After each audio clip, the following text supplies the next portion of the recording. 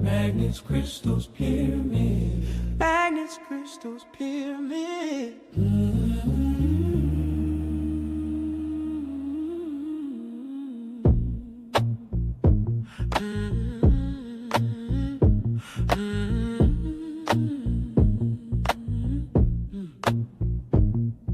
Welcome home, family, and join us for the fun.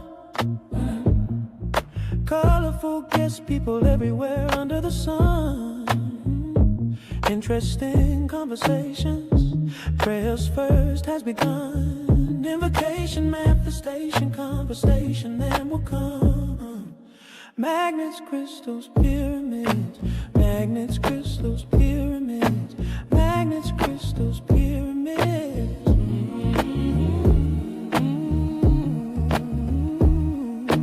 Magnets, crystals, pyramids.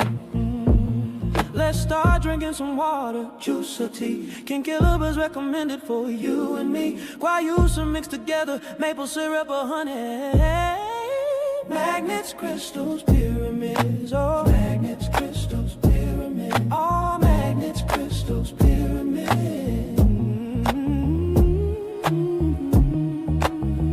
Learn from the healers, crystals, pyramids.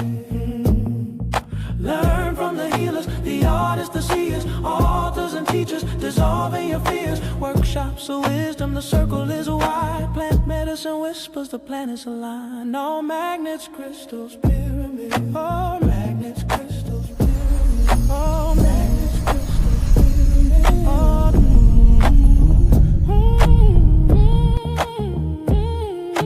magnets, crystals, pyramids.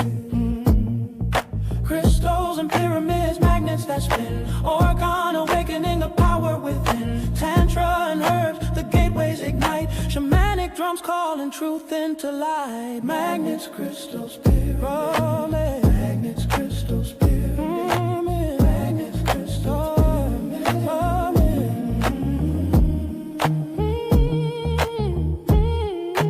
Magnets, crystals, pyramids. Psychedelics painting vision so bright. Planetary activists guarding the night. Awareness expanding the cosmos in view. Higher vibrations are flowing through you. Magnets, crystals, pyramids. Yeah. Magnets, crystals, pyramids. Oh, magnets, crystals, pyramids. Oh,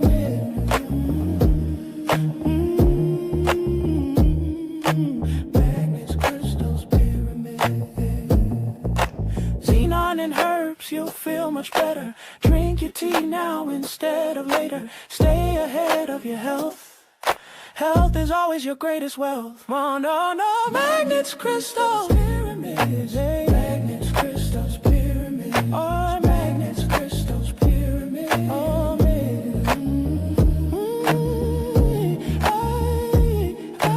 magnets, crystals, pyramids.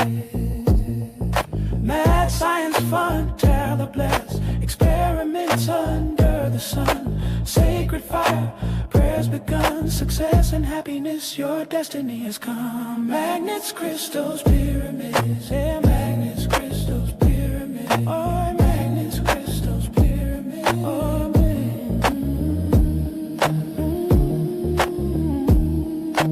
magnets, crystals, pyramids. Learn from the healers, the artists, the seers, authors and teachers, dissolving your fears. Workshops of wisdom, the circle is wide. Plant medicine whispers, the planets align. Oh, magnets, crystals, pyramids. Yeah, magnets, crystals, pyramids. Oh, magnets, crystals, pyramids. Oh, crystals and pyramids, magnets that spin. Orgone awakening the power within. Tantra and herbs, the gateways ignite. Shamanic drums calling truth into light. Magnets, crystals, pyramids. Oh, magnets, crystals, pyramids. Magnets, crystals, pyramids.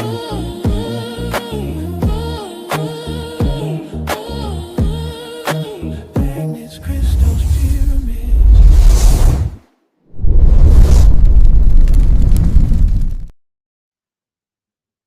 Okay, greetings and welcome, family, to a special edition of Magnets, Crystals, Pyramids. I am your host, Uncle Unk. Unc Rising Sun, Hank Rising Sun, Uncle Hanky. Listen, thank you for being born. Thank you for being alive. Thank you for joining us today in this so-called New Year. Happy holidays, happy Kwanzaa. Uh, Health is our greatest wealth. So I just finished doing, well, I'm actually engaged in an experiment right now, supercharging water.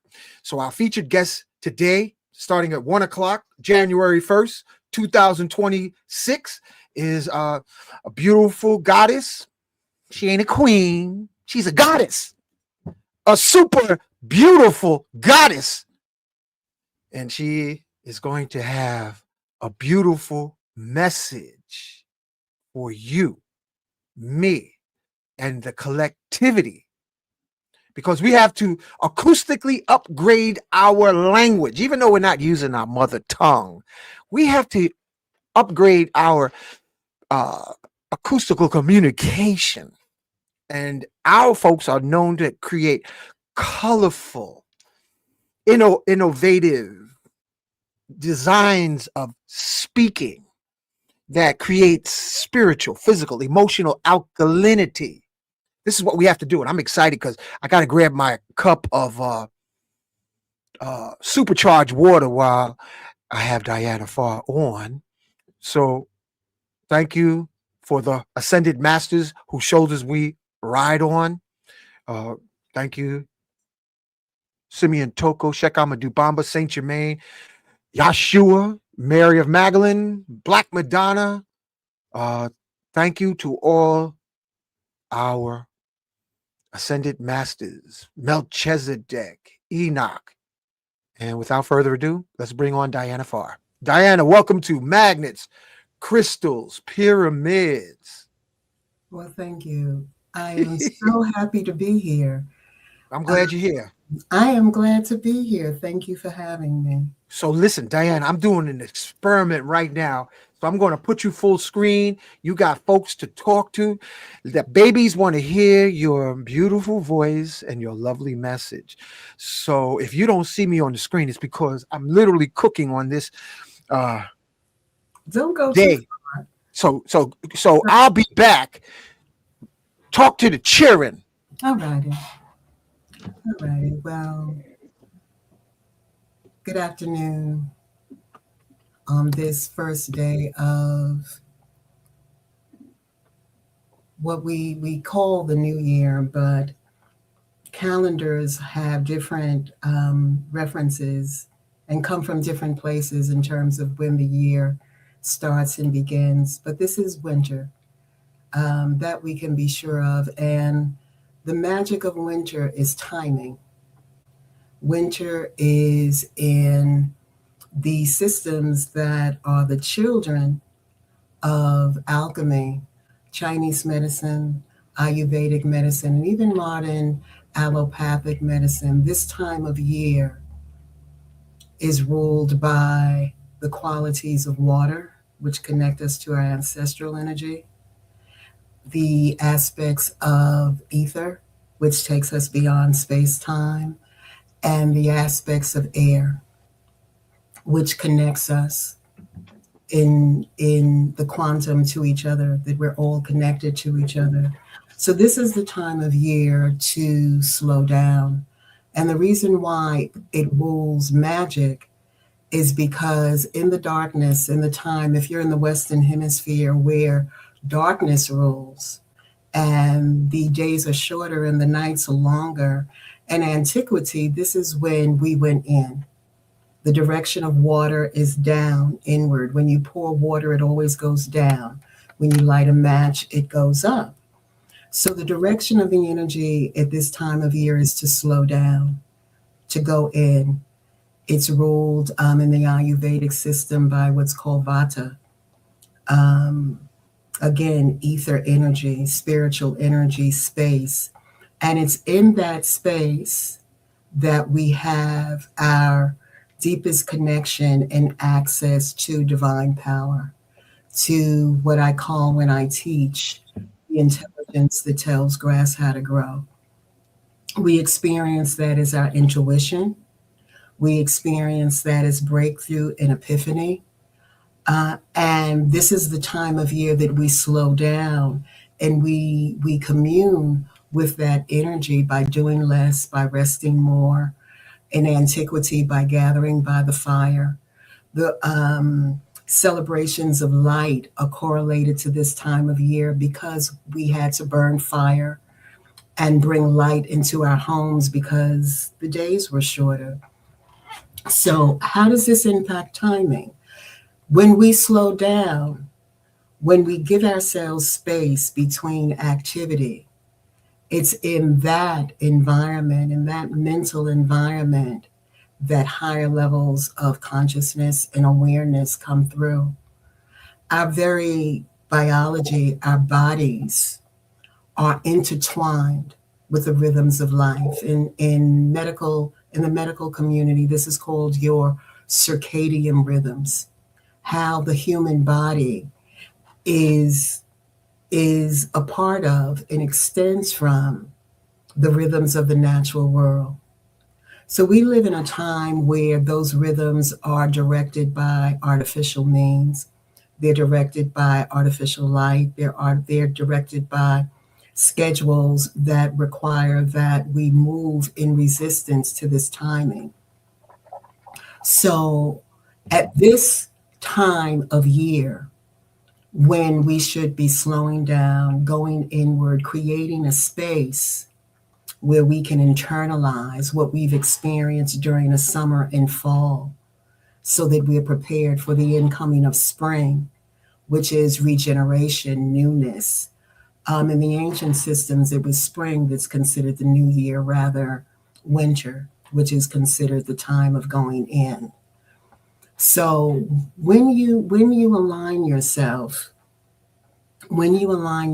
with your instincts, with your rhythm in relationship to nature, and you do this with your breathing, you do this with prioritizing, knowing what your values are, that you do not fill your day back to back to back to back to back to back with activity, that you allow space between what you do, that you move and live in harmony with the rhythm of life, you are renewed. You're renewed every day because that is the nature of the natural world. We're constantly going through regeneration, where with each day we process what we've experienced over that day and we move forward.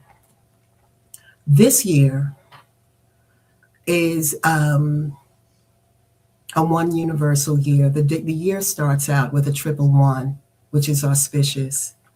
And last year was a challenging year for the world in general.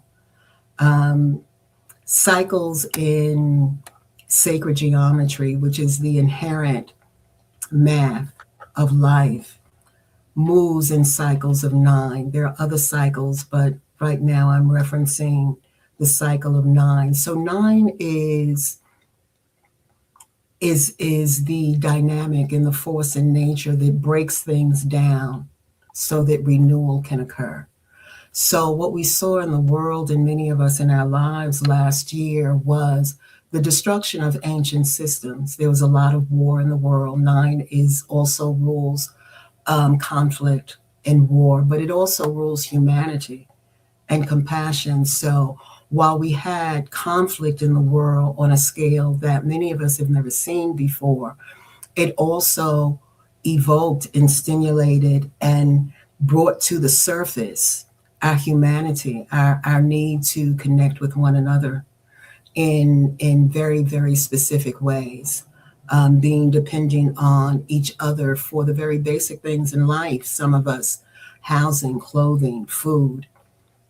These destructive cycles bring us together, force us together very often. This year, this year being ruled by the cycle that comes after that period of destruction, and that it's starting on that today is a triple one day, brings into our humanity what I call micro leadership. Micro leadership is when an individual, and very often the individuals that have this role and are feeling it most strongly now, are leaders, not necessarily in the sense that they are in the public eye, that they are the leader of a country or an organization or a corporation or an influencer. The leadership is expressed this year by those amongst you that have gone beyond the conventional into a closer relationship with reality, with nature, and that will bring those people into more central, influential positions. In it may be in their family, it may be in their community. Some people will be shifted into more significant positions in their career, innovation, idea. So you may not see these leaders. You may be one of these leaders. If you're listening to a show like this, you more than likely have that type of quality, the equality of going again outside of the conventional realm, going outside of that place of following the structures that we've lived under for some time, to bring about new beginnings, to bring about newness. And that was experienced for a long period of time. For some people, they've been going through this over a lifetime. They may be in their 40s, 50s, 60s, and 70s, where they have been the different person in the family, the different drummer, the person that decided to change their diet, the person that decided to seek the truth or a different way of thinking, or question some of the structures that we live under that are not life affirming, that are not humane. And this year, the theme of 2026, I'm describing it as micro leadership, being that leadership isn't necessarily visual. It can simply be that a voice within a family can now be heard. A voice to move forward can now be heard. And the receptivity of that environment very much is very much the result of the destruction that we experienced last year. That historically, when systems break down, we do become more receptive to new ways of doing things. In the middle of the cycle, we can be sustained by the system. It's working for us. We participate in it. But when that system no longer serves us, when it never provides for us, when the very basic things we need to live, food, shelter, and clothing, are threatened by that system, then we do become more receptive to new beginnings, to new ways of doing things. And it's those amongst you that have been cultivating those new things. For some of you, um, under great challenges. It's not easy to live a life outside of the norm. It's not easy to earn a living outside of the norm. It's easier to be a part of conventionality and have a job that takes care of you. But that sense of security is being removed, and it is requiring that we depend more on each other, that we depend more on natural sources for our survival and well-being. And this is cyclic. This has happened over a period of times. I've been on the show in the past, and I talked about Pluto in Aquarius being a cycle of regeneration and destruction. The last time we had that particular placement was in the 1770s. That was the French Revolution. That was changes going on that formed the very country that we live in, if you're in the United States.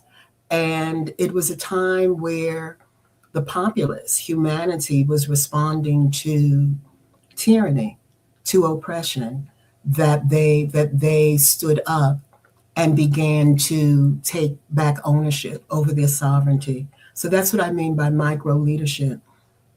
It may not be starting a business. It may simply be that you function more independently and with less dependency on on existing systems that are failing us now, that are proving not to be life affirming. I think more than anything else, what I want to share with you is that these cycles repeat themselves. We've been here before. Um, we may not have a awareness of this cycle before because it happened hundreds of years ago, but it is a part of the historical cycle. Societies do transform, societies break down, but be reminded that life is eternal. Out of the old comes the new, and that is the motif this year. 2026 is a year of renewal, and that this is necessary. This is an inherent part of life. This takes place every year during spring. Um, it rules over the liver and the body, our ability to regenerate. Renewal, death, and regeneration is a natural part of the life cycle. So, so the message of the year, so the message for the year, New You, is regeneration. Is that very often when we're in the midst of a cycle that is breaking things down, which was happening last year on on a high scale, on a large scale, it continues to happen. That something is always comes out of that breaking down. There is no absolute in life is, and the nature of life is eternal. We know that that's one place that natural systems and modern systems are in agreement that life is eternal. It can change form, but it does not end. And as we stand and witness the destruction of systems that we've depended on, whether you're depending on Social Security or a job or a relationship or whatever forms the foundation of your life, if it's being challenged now, or if it doesn't feel solid now, or the future does not feel secure, um, know that this cycle is a natural part of the life cycle. Things break down, and out of those things, new things come forth. Rising sun, do you I'm want? right here listening to you. This is great. Please continue All because right, I really feel that we're like in a can you hear me? I can clearly. It feels like we're in a cycle where you can bend, flip, accept, uh be a champion, be a victim of any kind of dream you desire intentionally or subconsciously. It's like how important, this is my question, how important is shadow work during this time of unlimited possibilities? Define shadow work because there are a lot of different Shadow descriptions. work is all the unresolved issues that suppress from the conscious mind. Like, And say a child doesn't get enough time with his mama because of her working, and he goes out seeking mama in others because he never got enough mama from his biological. That's shadow work. Get quiet. Another shadow work is being perceived as financially greedy, but it comes from deprivation or feeling or experiencing lack in the formative years from conception, whether the mother was thinking about um, she needs more money, so that vibration goes into the child as it's in his womb. So the child goes out feeling a sense of deprivation financially. So they may be perceived as greedy, but the person says, I'm not greedy, I'm generous. So that's their conscious mind. But shadow work is realizing, yes, you are walking a greedy path because it was programmed when you was in utero. This is shadow work, dealing with the subconscious program that overrides the conscious mind. And we being in 2026, how important is it to look into that cosmic mirror so that we can see that we need to comb our ethereal hair? I like that line. Comb. Did you Because just I make, didn't comb my hair today. did you just make that up? Yeah, I just made it up. Because you do that on a regular basis. The poet, Rising Sun, the poet. Actually, it's because I didn't comb my hair. I just pulled it back. Well, your hair looks fine. And I'm also drinking this supercharged water that I was talking about. No. So it's got me electrically buzzing. Well, I'm going to, and if you could, does the audience have access to my email address? I put it in the show description, or you can send it in the private chat. Look over in the lower right corner so that you can put it in the private chat, and I'll run it across the screen right now while you're talking. Boop, boop, boop, boop. Okay, it's dpharr8@aol.com. DPHAR, 2 R's or 1 R? 1R8@aol.com. I'm glad you mentioned that. Thank you. Yeah, I'll scroll it on the bottom. Because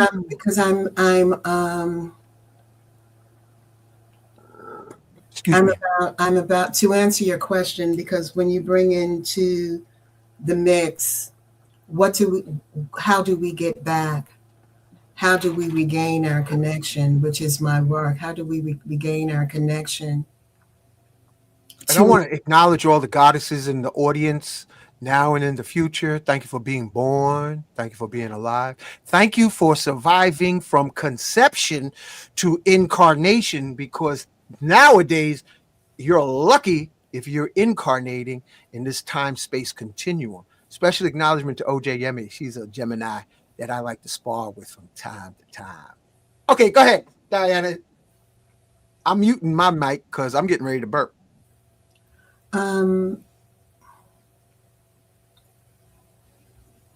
I want to invite the audience to email me and be on the mailing list, because what Rising Sun just asked is a question. The answer to that question involves ongoing process, ongoing activity that connects you to the deepest reality of what you are. So the term shadow work, Harmony, the term shadow work, from my familiarity, and there are many different versions of that. My familiarity came from Carl Jung, who is considered one of the fathers of modern psychology. And he talks about shadow from the persona that we develop that blocks consciousness, that becomes a veil over our consciousness.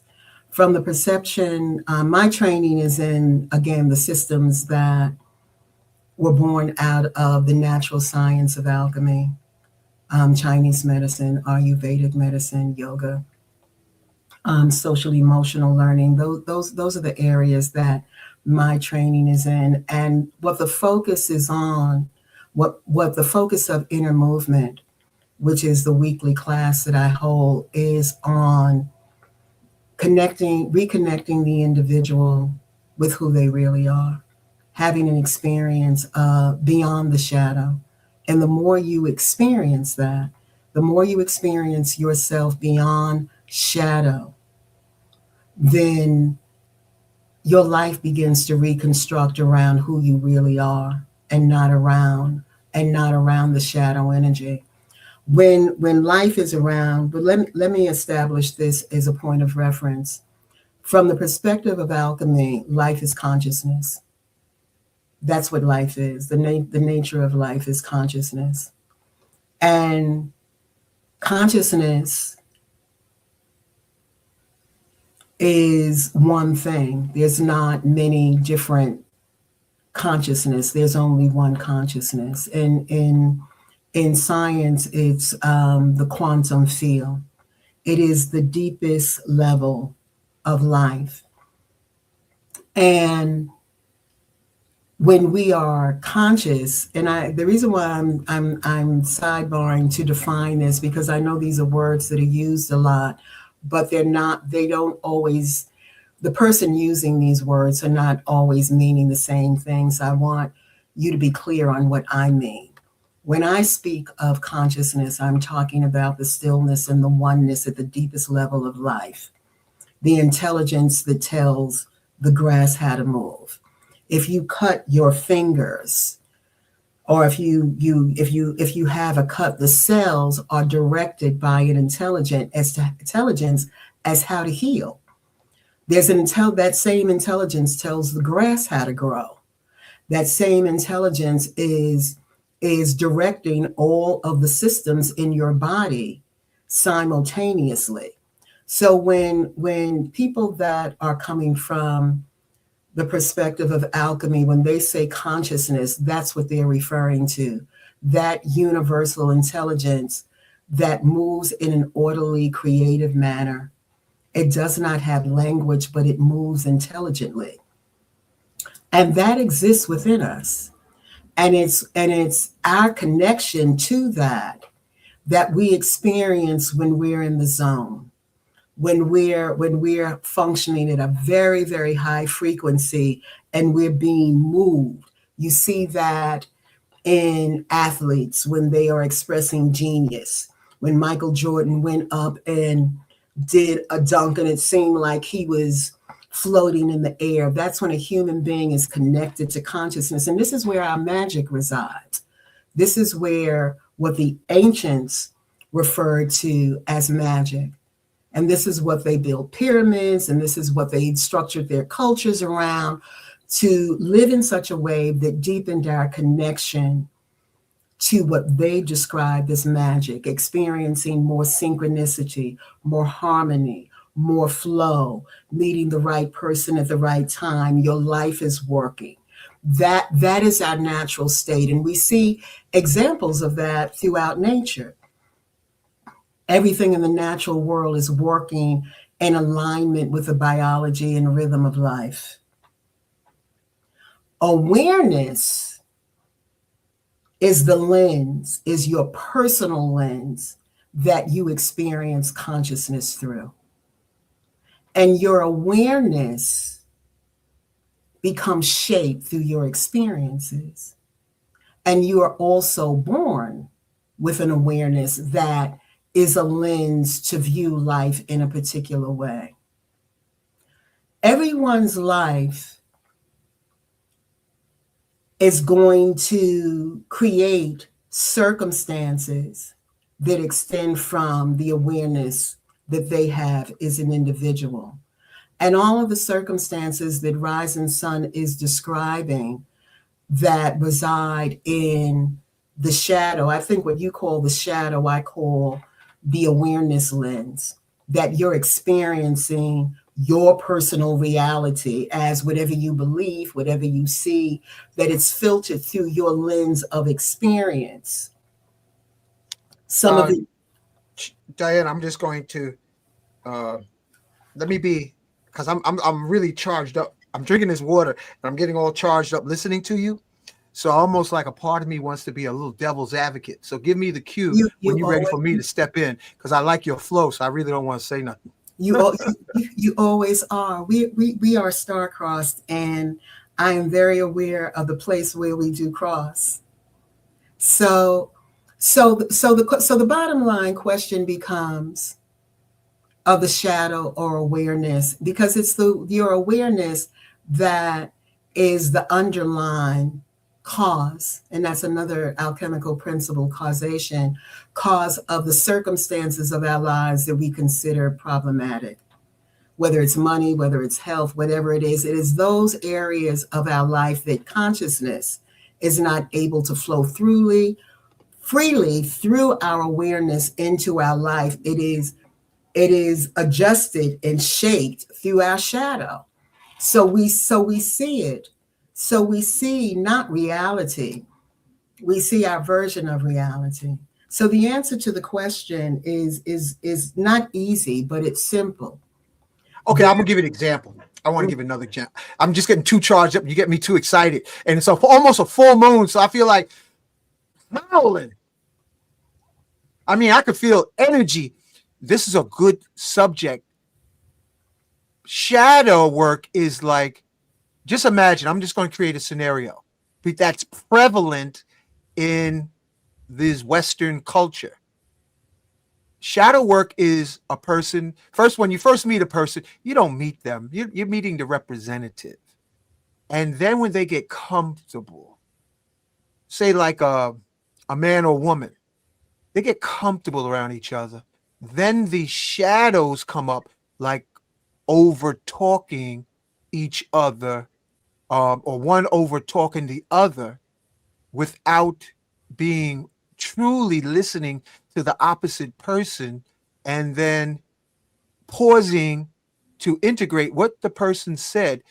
But instead, the need for shadow work comes up because that person who over talks wasn't heard as a child. And we are basically a bunch of grown kids. We're basically kids in a grown bodies. So a sign of a need for shadow work is conversations. If you listen, when our folks get emotional, they don't listen. They overtalk and think that over talking each other is really like two children that didn't get enough attention. That's what I mean in the shadow work. I don't know if it's another word for it. That's a beautiful point that you raise. And it's still, well, for one thing, in terms of what it is, it's that when people are over talking, do not have the capacity to listen, these things are stress responses.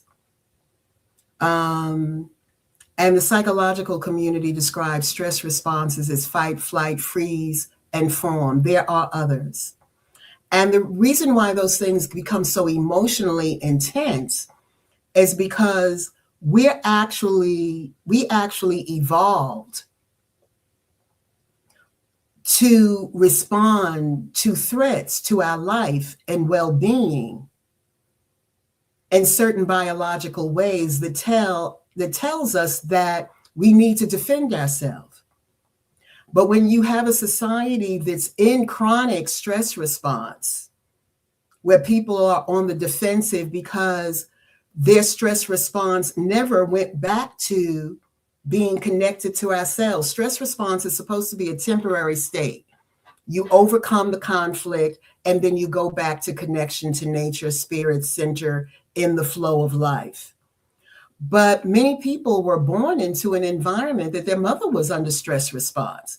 When they were in the womb, the messages that they were given before they were even born was that they were not safe. Infants learn emotional regulation through the heartbeat of their mother before they enter into this world.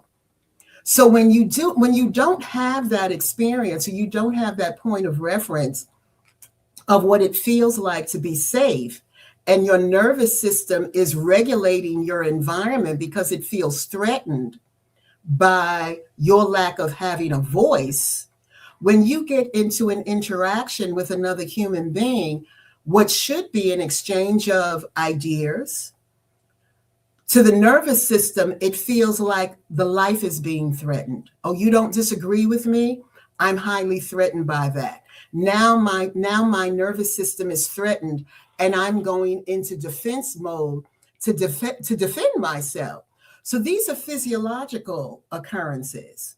These are hormonal occurrences. That's why the true craft of alchemy, what we do on a weekly basis in the inner movement alchemy class, has a lot to do with altering the biological state of the body. Where have events been established in your nervous system that's affecting your awareness, that has you reacting to life in a way that's not really appropriate to the circumstance, because you can't really see the circumstance. You're seeing life through the lens of what you're describing as the shadow, what alchemy describes as awareness. But let us be hopeful and reminded that the true self is immutable. The true self is the stillness that is the infinite intelligence, and it continues to reside under the shadow. It is always there. It can't be changed. Anytime you go into inner movement, that's what we do weekly. We do inner movement to have the experience to connect with who you really are. And what begins to happen is who you really are, that note, that frequency brings the shadow into alignment. It's like tuning an instrument. Okay, I got a question. Yes. In the hood, In the hood. in the hood, In the hood. how do anybody, male or female, deal with a collective group that all are traumatized children who show their, whether you want to call it shadows or the disabilities in relationships dealing with communication? How do you break the collective frequency spell of people in conversation? Like men deal with things differently than women as far as disrespect. How do a community come into harmony when there's so many unresolved shadow work that needs to be addressed?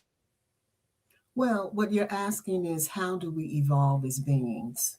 How do we get back to the state of who we really are? And human beings put much too much emphasis on their individuality to facilitate evolution. Evolution is happening even when it has symptoms that are violent, that are aggressive. Evolution is happening. We go from high to low in waves, whether we participate in it or not. It's like right now there's a lot of trendy conversation about our power to manifest. How do we create as human beings? And what it doesn't factor in is that we live in a deterministic universe.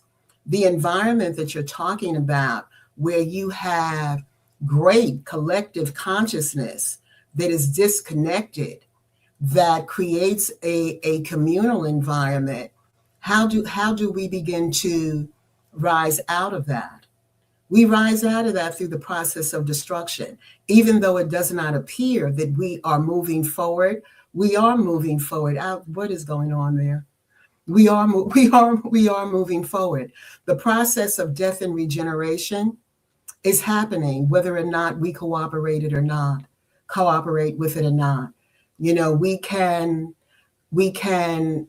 go through a death, the end of a relationship, a job. A community can experience great violence. There are horrible things that are going on in the world right now. And we've had historical epochs where this has occurred before. Out of these dark ages, out of the time where we are furthest away. Someone says this is some heavy stuff. I'm trying to be simple. Out of the destruction of one cycle comes an epoch, you know, and we have cultures that have documented this for us. You know, the Native Americans, the Vedas. The Vedas talks not in terms of millennia. The Vedas document thousands of years, you know, thousands of years of historical cycles. We've been here before. We've been in a place where human beings are so far from their connection of their true nature that the environment in the world becomes maleficent. Right now, there's a presence in the world that doesn't belong here, that obscures our connection to the deepest truth of who we are. And so your question is, how do we get back there? And again, that's why I ask, that is the work of inner movement. You know, right now we're in winter. This is the Vata time of year. This is the time of year, if you open up the meridians in the body, that relate to your ancestral energy, your jing. Through breath and movement, you open that up. You begin to elevate. You begin to see the circumstances of your life in a different way. You're operating at a different frequency. More synchronicity occurs in your life, more solutions, more right timing. So the answer to the question is the shadow energy, the emotional energy, the inability to communicate and connect with each other establishes itself in our bodies. We have a spiritual anatomy that blocks that energy from flowing freely through our bodies and also through our awareness that allows us to interact with each other in life affirming ways. When we open up those channels through surprisingly simple means. And what I'm drawing from, this is Ayurveda, this is yoga, this is Chinese medicine. Open up the energy. What we're doing right now is we're using the Western model to try and resolve energy through thinking, and not just thinking, but lower thinking, the hippocampus, the cognitive mind, what we think. If we could change our thinking, we can ascend. But that's really a biological process of opening up energy so we rise to higher levels and we function in a different way. Okay, I want to bring up a point. This is not a point, but a view. Chemically, the food has mutated humanity here in this country, where the men testosterone level is at an all-time record low, and the fake masculine aggressiveness of women as at an all-time high, which probably is connected with the high divorce rate in America. Now, the philosophies you're speaking of is cool, but when we walk out here in the streets or people in relationships, they are also dealing with chemical impurities that's affecting their psychological attitude towards each other. I mean, look at Atlanta. Atlanta is full, the tap water is full of chemicals, documented. And it's a interesting percentage of people who seem to be acting outside of their true nature, talking about robberies at gas stations, the social situations in Atlanta. So that being said, how would you address that with the philosophical awareness, but the chemical invasion? I mean, I recently moved from New York to Georgia, and what you're describing as going on in Atlanta is minuscule as what's going on in the Congo, what's going on in Gaza, what's going on in Venezuela, what's going on, the level of violence that's been normalized that we hear a daily report of. We're in a cycle of destruction. And what's going on in two human beings out talking each other is minuscule as compared to the rape and mutilation of children, organs, and people in Brazil, elders selling their body organs so that their children can be free. There are horrific things going on in the world right now. We are in a very, very dark time. And let me say this: if it is that we are to, if that is we are to address, for that I stand on the shoulders of the ancients. They warned us of this time. All of the ancient scriptures spoke of this time where we would be so far from the cosmic light that these horrific, inhumane, horrible things. We don't know what happened to those children that this administration took from their parents at the border. Women lost their children. A child was taken from its mother's breast, that mother may not know where that child is. In terms of masculinity, how many men of color, more men of color are incarcerated now than went through slavery? So we are very, very far from the order and harmony that is the true state of the human beings. And the ancients told us that this time would come. And they told us how to navigate. The practice, what I teach in inner movement is not something I developed.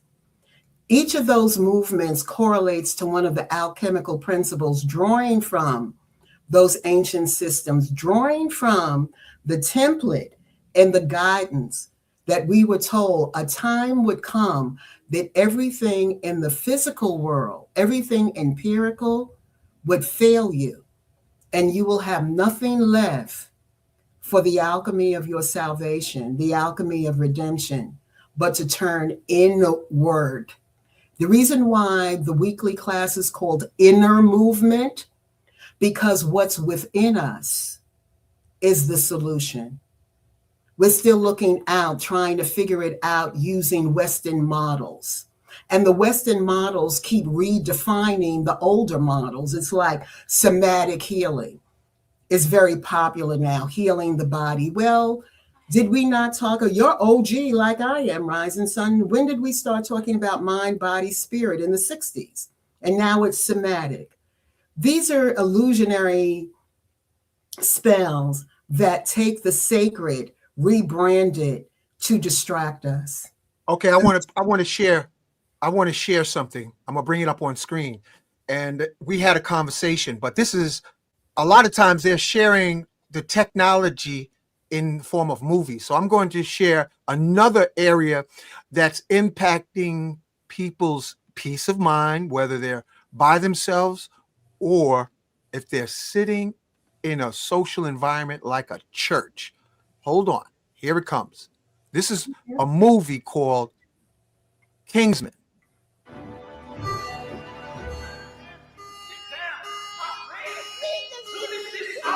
Just like the infidel you are.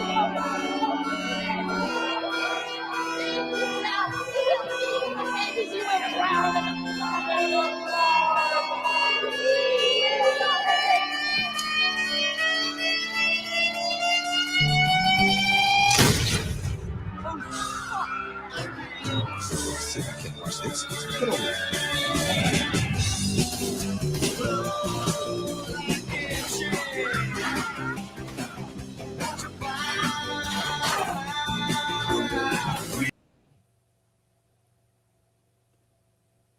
This is where we are with cell phones. I just wanted to bring that up because the cell phones, is there a possibility that we are being programmed for agitation, disorganization, and what can we do about it if everybody got one in their bed at night or wearing one on their hip? Well, first let me ask in the first part of the question, is the technology affecting consciousness? Is the technology affecting awareness? You know, your audience or people that know me as Diana Pharr know me as I've been teaching life skills based on natural systems for decades. But in the corporate world, I was in marketing and advertising. And what advertising basically does is manipulate consciousness to drive consumerism, to push product and service. And the origins of it was with a man called Bernays that was the father of public relations. And what his work was to convince the American public, particularly the males, to fight in a war that was not popular. Uncle Sam wants you. So advertising is a psychological machine that alters consciousness. And it incorporates many things. The history here is vast.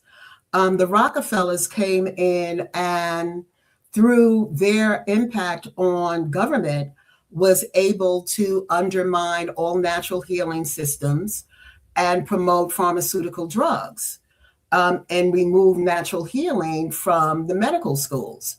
And that's, people can look at that. That's well documented. That's online. So the history of a portion of society using various means. The technology is only the most recent, but the manipulation of the masses, of the collective consciousness of the masses to control and distract them from the magic of their humanity, from that connection which resides within them that makes their life work in a very different way, did not come about, with cell phones. What we're living in now is in a time where things are intense, more escalated, which is an indication of a cycle when it is in transition. That which was could be endured and tolerated in the 50s because people were able to live. People were able to buy a home, have a car, send their children to school. It was easier for people who were not a person of color to do so. But there was a society that existed at that time that people were at least able to live. The environment that we're in now, that I've seen over the 7 decades plus that I've been in the world, is that popular society has become further and further away from those things that support the magic of our humanity. But again, I remind your audience that when we are at the brink of destruction, when the relationship ends, when the job ends, even when the life ends, it is entryway into renewal, which is the theme for 2026. Because I want to ground this conversation, because we've really gone in a lot of different directions. Where we are right now is in a cycle of renewal, that we're watching the country that was never a democracy. It was always a republic. A democracy is an environment where everybody gets a voice. A republic is when people get to choose someone to represent them. That's different than democracy. It's been branded as a democracy, but it never was. And the beginning of it, that it stands on the shoulders of genocide, and repression. The economy was built on the backs and suffering of a group of people. These systems are not sustainable. The system was destined to break down, and the inhabitants of the system were destined to lose their minds. The bar right now on mental health is extremely low because we are very, very far from what should be normal for a human being. So this is where we are, but it's just a cycle. It's just a point in a cycle. My concern and my work is the everyday existence of the person, that I can demonstrate to them and give them an empirical experience that's immediately life-changing. Imagine that. We think that, this is a mess. To figure out this circumstance, to get out of this, requires time, great task, and work. And that seems daunting to people that are already exhausted because they're dancing as far as they can. But the reality of life is, and the answer to your question is, we have the ability to change stations. We can change frequency. That is done in the simplest of ways. It's done through breath, which changes how your brain operates. It's done through space, which correlates to your svadhisthana, how you move. This cell phone culture is very yanged out. It keeps people constantly in their cognitive mind. They never have access to the direction of divine power because they're on all the time. They're thinking all the time. They're hyper vigilant. They're hypersensitive. I've got to be doing, and we honor this. Oh, I'm busy. I can't. It's like I don't have, and when someone comes at us with a different idea, our nervous system, our stress response says, you're a threat to me. You're a threat to that dopamine rush that I'm accustomed to. That's a place. And we can step out of it. We can literally step out of that place and begin to unwind. Could that also be called cognitive dissonance? Well, it is called cognitive dissonance. Cognitive dissonance is when what you're calling the shadow, what I call awareness, is threatened by new information. The stress responds to that as though the life is threatened, even though it may be good information. That's why we can't heal through information. We heal We heal through aligning ourselves through nature, and that starts with opening up the meridians, breathing, connecting to that infinite frequency that resides underneath all of the madness. So cognitive dissonance is that you don't agree with me. Oh, you're saying something different than what I believe. I'm threatened, and my body thinks hormonally that my very life is threatened.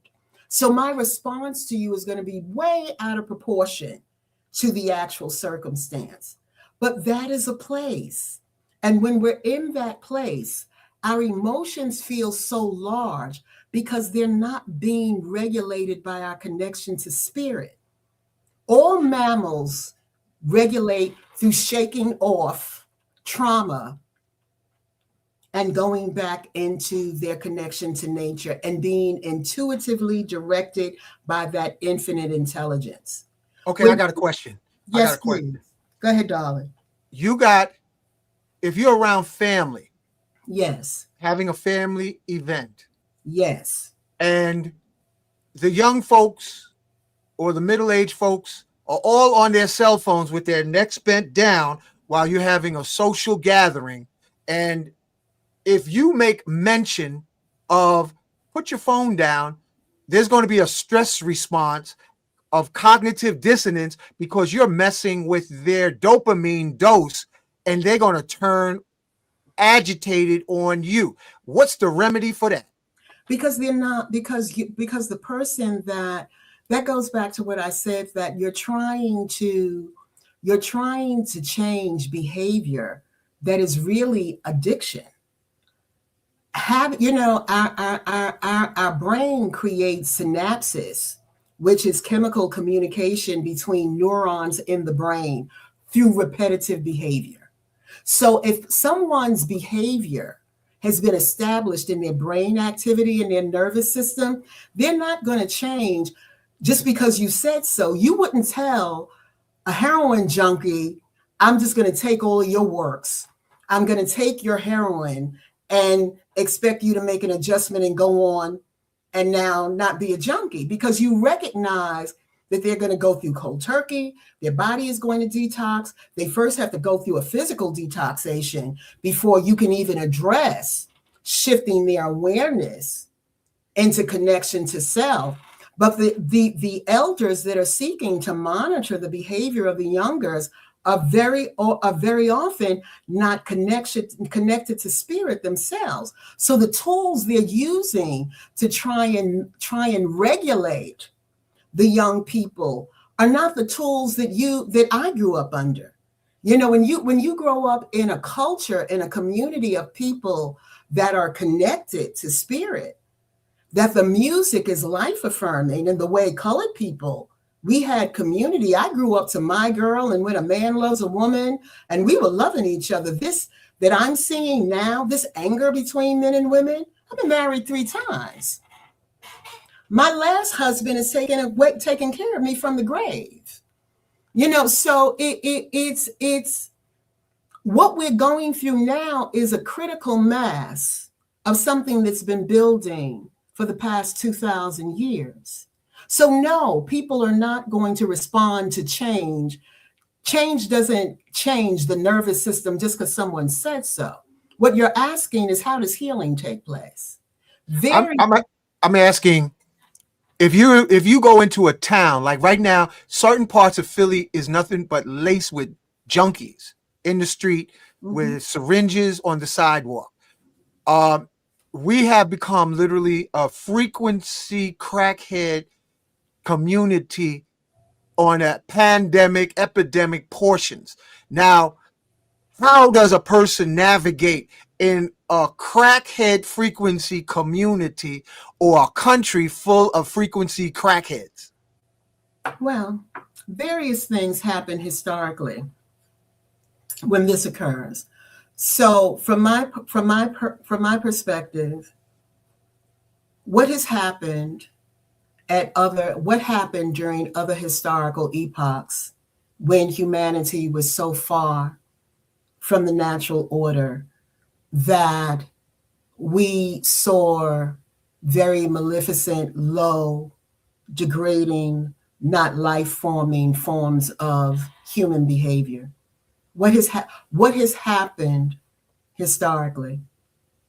Many things happen. Sometimes populations decrease. Some of those crackheads will die from crack, but that won't be the end of their life because life is eternal. Some of large masses of human beings are dying in the world as we speak because there's so much war going on. Cycles of destruction are a part of human history. The Vedas tell that story. Some people, what we'll see this year, let's bring this to here. What we will see this year, and what's really most relevant to your audience in terms of 111 and what I'm calling micro leadership. What we're seeing is the systems that perpetuated crack addiction, domestic violence, poor mental health. Those systems themselves are declining. And at the same time, leaders, number one, rules over leadership. At the same time, people are being positioned very strategically within the quantum that will have a transformative effect on the area that they have jurisdiction or governance over. We'll see lawyers transform law. Like right over the past year, a lot of really actually starting with Cheney, a lot of laws were passed that limited our freedom. Over the next year, we'll see the beginning, because one begins a cycle of 9 years. We'll see the beginning of the restructuring of laws, not just in the United States, but all over the country and all over the world. And people who have that calling have been working on that for their lives. There are people who are going to impact medicine, law, the education system. Its systems are transformed from the inside out. Will there be people who in this transformation suffer? Yes. Die? Yes. But they will continue on, and they'll have an opportunity to continue on and continue on and continue on until they return over lifetimes home, because there's nowhere else to go. But there is an awareness that we'll begin to see particularly over the next 3 years. We'll see music that is uplifting, instead of the sex, drugs, and rock and roll that we've been giving that degrades our children, their consciousness. We'll see, right now, the two professions that people are leaving and forming other systems in the world are medicine, because our health system is now run by insurance companies, and doctors that went to school that really wanted to heal their work is being directed by corporations. So we're seeing new systems. We will begin to see new systems emerge out of these destructive systems. Now, you're asking something else that's very pointed. How does the individual navigate through this time? The individual navigates through this time with connecting to a different frequency. That's what Yeshua meant when he said the kingdom of heaven is throughout the world, but only the initiated can see it. How you navigate through this time, if you're listening and you're a crackhead and your mama's a crackhead and your father's a crackhead, or you're a child in a crackhead family and it's what you can do, how do you navigate through this time? You navigate through this time through connection to reality, and it guides you step by step by step out of that circumstance. There's a greater power here than the systems that human beings created. And the reason why winter rules magic is because this is the time that we should slow down so that the frequency of our awareness can receive that direction as what to do moment to moment. Animals function this way. Everything in nature functions this way. Plants function this way. This is what we do every week in Inner Movement. We connect with that. And I invite, the people every week, we start out with testimony. We start out with, I simply say, well, how are you all doing? And people share their experience of being in that transition. That's how we start. Then I do an aura balancing, the energy work, and then we open up the meridians to change the frequency. Because there's another reality here. There are many other realities here. Yeah, Diana, I just want to share what's not being spoken of in media. The crackhead babies in mass are at the ages for reproduction. They're in their 30s now on large scale. And I'm speaking from personal experience where a person called me and said, I'm really good at, meeting a person. I'm really good at connecting with a person. But then all of my rage and all of my anger and all of my trauma, soon as things get comfortable, I want to beat the lights out of my partner. So, and this is not a man, this is a woman talking. And she said, so what can I do about this? How do I break this cycle of violence? And I said, and she said literally what you just said. She came from her parents being drug addicts. But that's just one.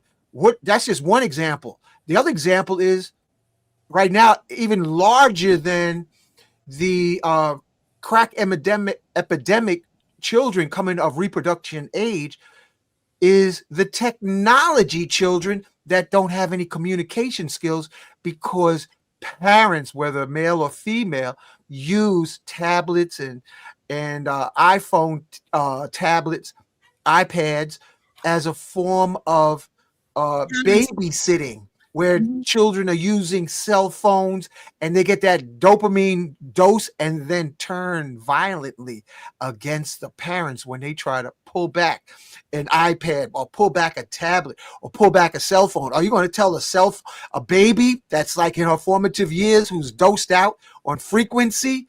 You got to meditate. And I'm not talking about individual cases. I'm talking about this is in mass. How do you approach that? What has happened historically in general, and this is not what you're describing, is humanity in a dark age. And this is not, we live within cycles of space-time.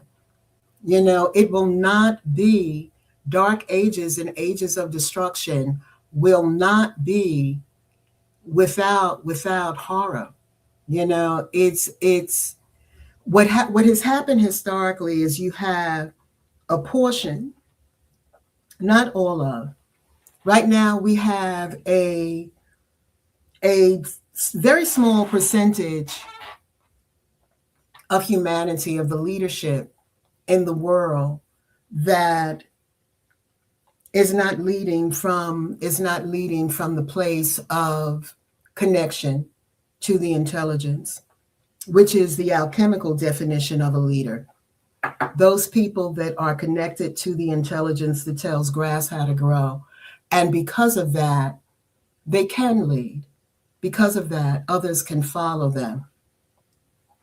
What has happened historically and what's happening this year, what I'm calling micro leadership, is individuals will take on a sovereign position, some within their families, some within their communities, some at the bus stop, where truth and healing and love, and by love, I don't mean emotion and feeling, I'm talking about the frequency where we all connect in the zone where boundaries break down, will begin to raise up in society. And we'll see this in all areas. We'll see this, as I said before, in medicine and law and science.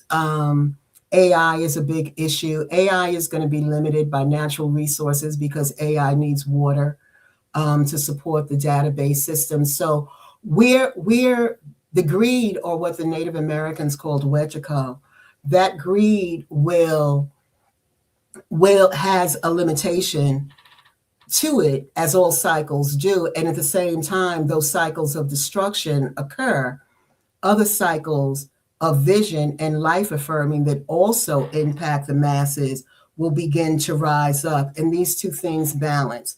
These forces are, hello, Empress, how are you? These two balancing forces of the breaking down of that which is not life affirming, at the same time that which is life affirming raises up. They're inherent in life.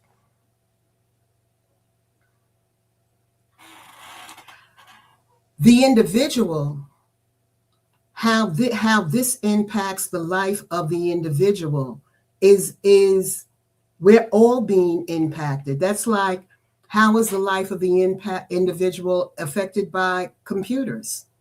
When a society is in transformation, all of the individuals within the society are affected in unique and individual ways. If you're asking, will there be tragedy? There will be. Destruction is a part of the life cycle.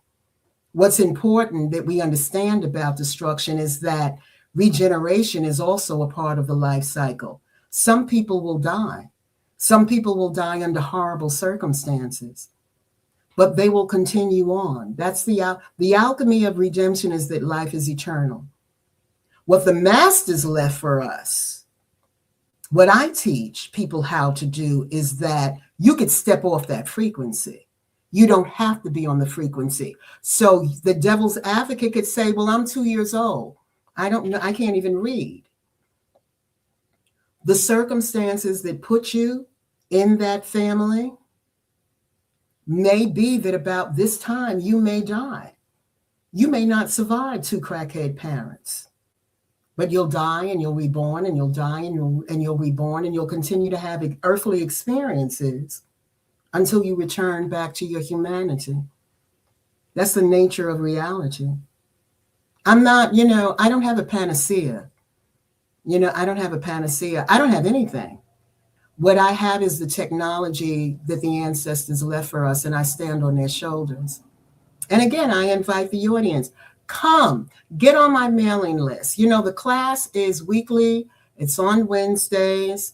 It is like, you should think of it as those of you that go to the gym or take a yoga class. This is your weekly class, inner movement to connect with your humanity.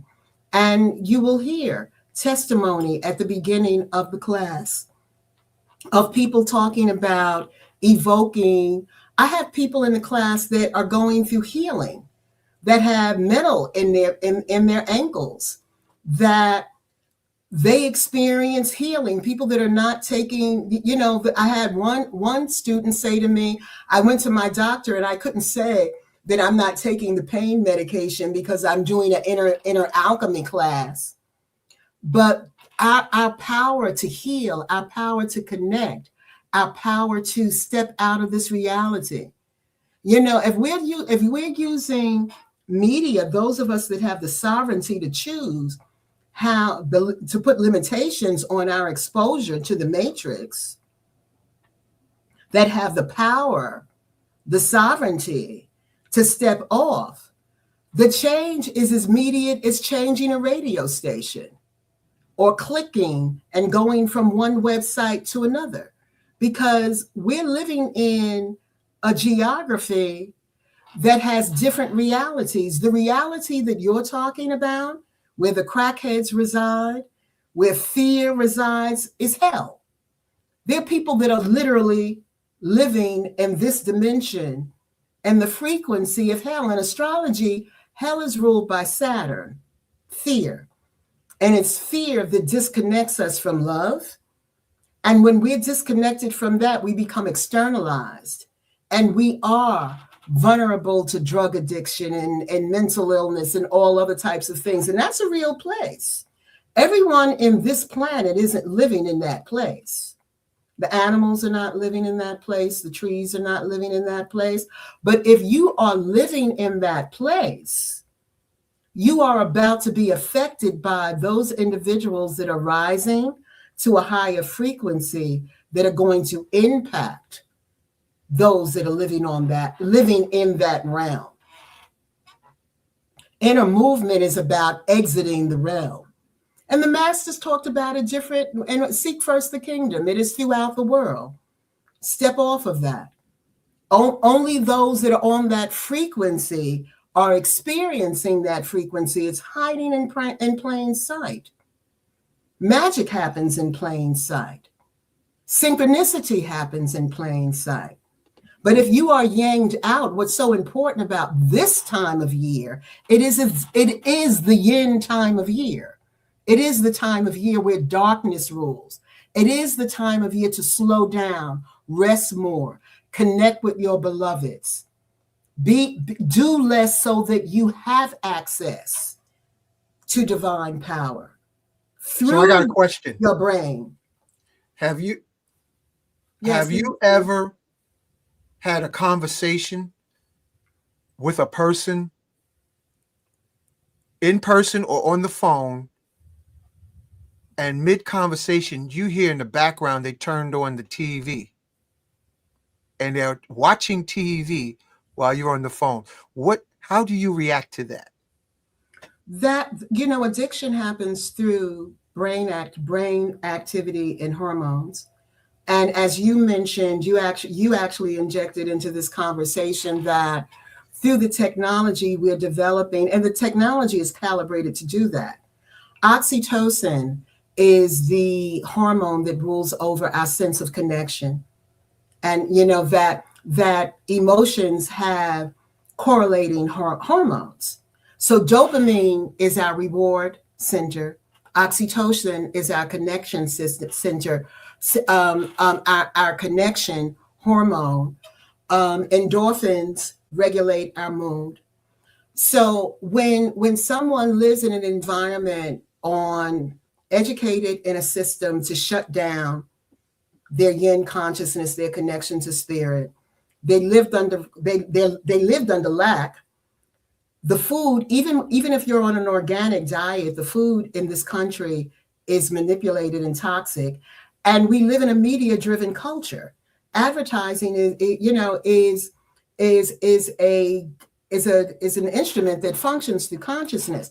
So if I'm talking to a person that has been indoctrinated by all of those things and more, that's acting on our consciousness, and I begin to talk about something that does not give them the dopamine and oxytocin reward that they're accustomed to, they turn on the TV. They need to get back to the things in their life that give them a sense of well-being. The brain is more structured to stay comfortable than to expand, because expansion requires energy. So your brain is going to reserve energy. That's what it's designed to do. So if you're asking me to think, and I haven't been thinking, well, that you're asking my brain to use more energy than I'm accustomed to. As my children would say, you're asking me to use more bandwidth than I have. That's why Pluto in Aquarius will happen through a transformation within society. Those people that are deeply addicted to the matrix, they will be transformed when society transforms. They're people that stand at the leadership that I call visionary archetypes, that will give us music that will raise our consciousness, that will do things that will have an impact on the collective consciousness, that waves of people, the first people that will rise up will be people that are receptive to it. That'll be like, okay, I get that. I can live differently. I don't have to do this. I'll change my diet. And that's been going on since you and I were young. That's what we did. We were the first ones to change our diet, start meditating, doing yoga, all of that. When we first started out in this work, it was not trending the way it is now because we were receptive. We were still searching for the truth, even though we grew up in Happy Days world. You know, eat a TV dinner, be addicted to all of those things to keep you well-being. So it's ways of individuals that will transform us into a more Aquarian existence. And that will take time. The orb of Aquarius of Pluto is slow. Pluto stays in a sign for a decade, as much as 30 years. So it brings about a historical epoch of transformation. So what we're seeing, we're at the beginning of Pluto's transit through Aquarius that will bring about shift in the collective consciousness. But those people that follow, that have to be looking at that are getting their sense of well-being, not from spirit, not from ascension that creates higher hormones, a higher alchemy in your body that connects you to divine power. Your intuition is strong, and those signs come up in your life, and you don't see. Aquarius is not I believe. Pisces is I believe. Aquarius is I know.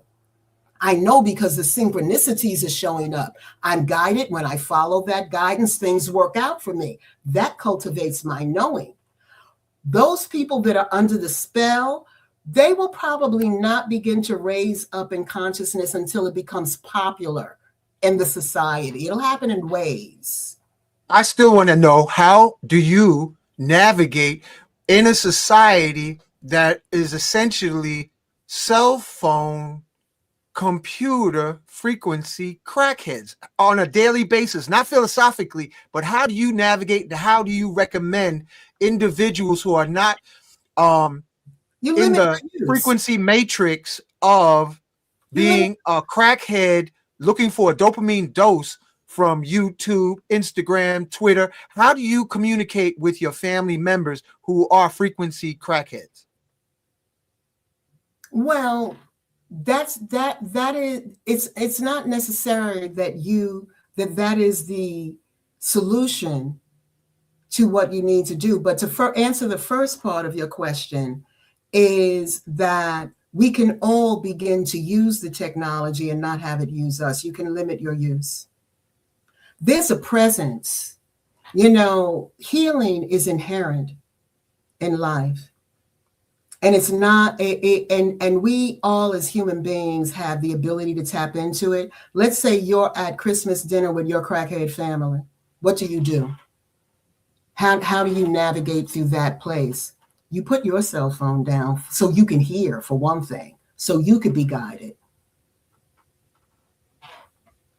And then you listen, and then you direct your energy in the way the divine intelligence, that power within you. And I'm literally living this now.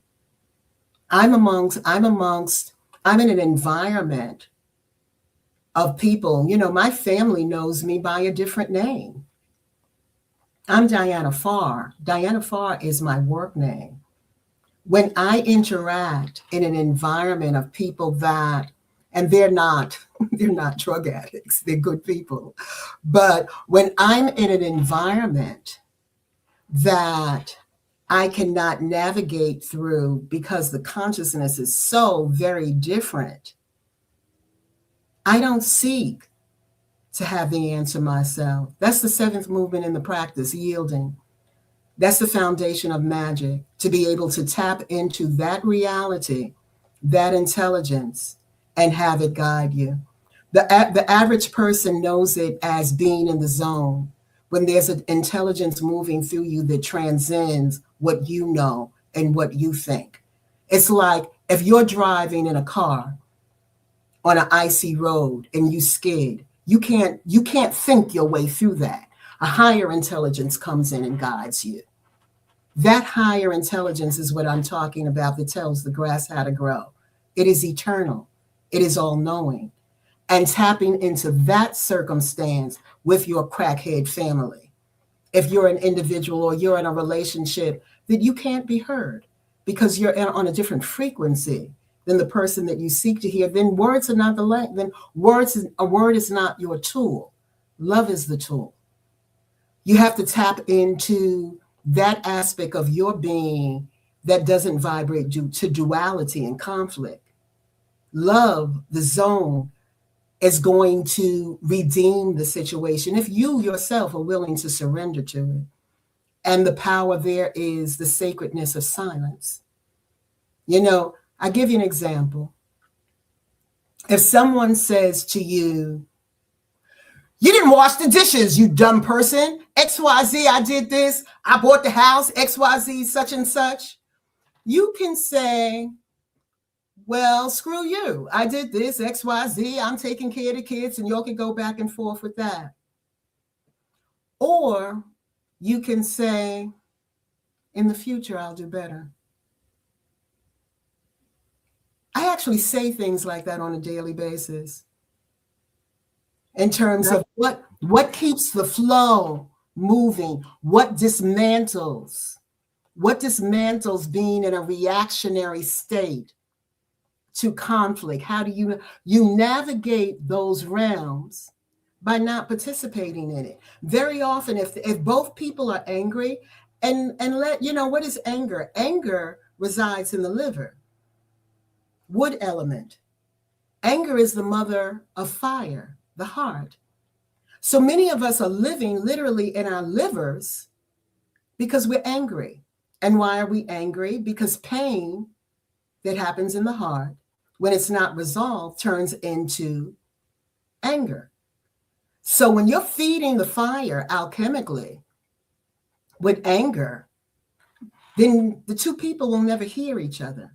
A higher frequency, Shin energy has to come in. Hun, Po, being about the soul's energy. You know, the alchemies of the medicine systems that are the children of alchemy include soul and spirit in their anatomy. And you can read. I can diagnose and read. You can diagnose and read, and I can hear it in the voice as to what organ, what frequency the person is their awareness lens viewing through. If they're living through their liver, then they're very easily triggered into anger. And you can hear it. The voice is elevated. The skin has a grayness to it. The eyes don't have a brightness to it.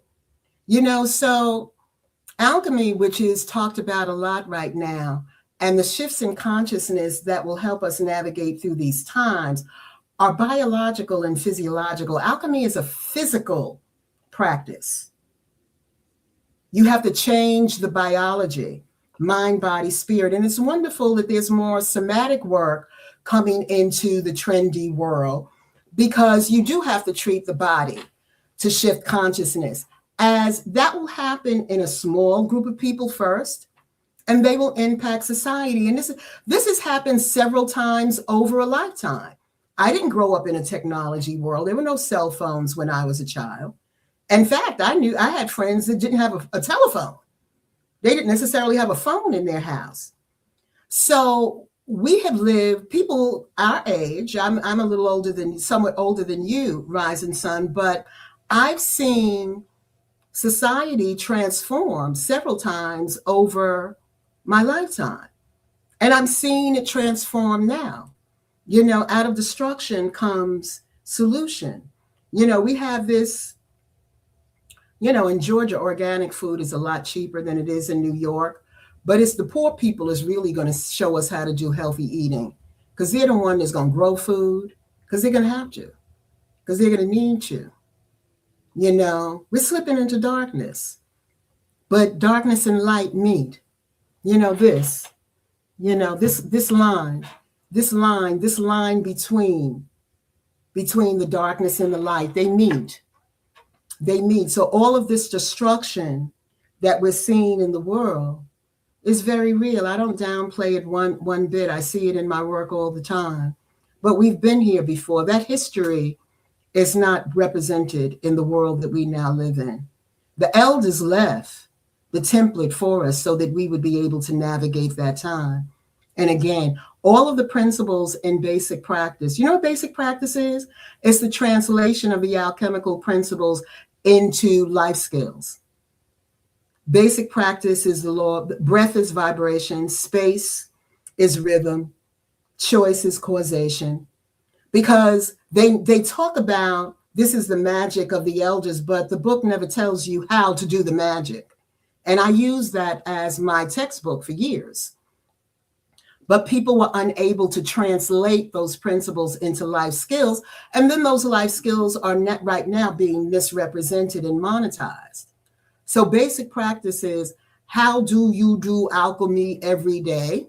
How do you live it so that you're in harmony with nature? And then the inner movement weekly class is, how do you open up those blockages within your awareness that's affecting your lens, so you are hollering at someone and you don't have the capacity to listen. All right, so I'm going to give you a direct scenario. You're sitting at the table with your younger niece or nephew or someone, and you're having dinner. Now, I don't want to hear the philosophy part. I want to hear what you're going to do. They're sitting there ignoring you, getting their dose from their cell phone while waiting for the dinner plate at the restaurant, because a lot of folks now is at restaurants because a lot of folks don't want to cook or don't know how to cook, so they're at restaurants, especially down in the South. I know they do in restaurants up the gazoo, Applebee's and God only knows what else, and they're ignoring you because they want a dose, and they're sitting right across from you, Diana. How do you address your frequency crackhead state of your niece or nephew? I cultivate living in my heart on a daily basis, and that has a very strong presence. When I am not participating in the frequency, children are very drawn to love. What I do is I sit there and I offer myself, I yield to the divine presence and make myself the representation of that in the group, in the room, and it moves me. I may reach out and just gently touch their hands so they can feel my love. I may just sit there. It's the presence, it's the frequency that I transmit that is creating it, that directs my movement. That's what basic practice is, learning how to ride the wave. I don't know what I'm going to do until the moment that I'm moved to do it. And I give you instances. I like that answer. Well, it is the answer. I'm glad you like it. It's the response. How people report to me what's going on in the world is not my reality, and it's not the reality of the people that I work with. There's so many, you brought me to mind. I had an instance. I was standing behind a little girl, not a black child, a white child in a supermarket. This was before I left New York. And the mother was stressed out at the register, looking for whatever she needed to do to pay for her groceries. And the child just was inching closer and closer to me. I didn't touch the child because that's not appropriate, but I just let my hand relax. And that little girl just touched her finger, and she's just looking up at me. Our fingers touched, and she just felt safe, not because of me, but because what I'm allowing to flow through me. And then when her mother got her act together, her mother took her hand, walked out the store. The little girl looked back over at her shoulder, and I just said, "You're okay." That's it. I was at an event that you were speaking at. I came to hear you speak at Nicholas before they changed location. And this little boy came in the store, and I'm not going to describe him too much because he might be able to be recognized, but he turned around and looked at me, and he kept looking at me. Then he had his hand over the chair. By the end of the event, he had turned around completely and looked at me through the whole event. I've had some, about last year, maybe I was coming from Jersey with my son and his wife, and his brother-in-law has this huge dog, and the dog just looked at me through the entire trip. He took a picture of it and put it on Facebook. We're so accustomed to thinking of Western models for solution that are cognitive. That's not the power. The power is love. The power is really within us. And we can step into it at any time. At any time. So the practice is cultivating love. What inner movement is cultivating that connection, opening up the meridians. The Chinese medicine part is opening up the meridians. And we do this all sitting, because there are enough yoga classes and gym people. There's enough going on. What we work with is I recommend people wear a color that correlates to the vibration of the day the class starts on. And I read, and what color you chose, you have options, tells you something about your relationship to reality. Then we talk about testimony, because people need to share experiences with people who are changing their reality. Then I do the aura balancing. I work with the high frequency energy in the same place, Reiki, and way people that do Reiki work with that energy. And then we work with whatever meridian energy correlates to the season. Right now, we're in winter. Winter is ruled by water, air, and ether.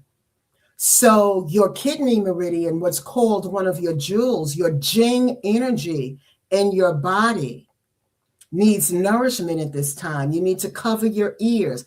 There are things that you need to do so that you can begin to hear and be in touch with that level of awareness. And it is that, the answer to your question, it's that I allow to direct my answers, to all circumstances in my life. I don't know what I'm going to do in the moment until I'm doing it, until that moment. What I do know is that I'm not being directed by my fear. I'm not being directed by my anger. I'm not being triggered. Not that I can't be triggered. If I am triggered, I choose to learn from it. And then that deepens my relationship to the intelligence, and it directs me. So in general, when I'm around people that are not of like mind, they have no idea what I do because it's not relevant. One of the wonderful things about being in Georgia is that I'm not around people of like mind, or know Diana Pharr, or know that I teach life skills based on alchemy, or know that I teach restoring the magic of your humanity. It puts me in practice all the time, where my energy must speak for itself.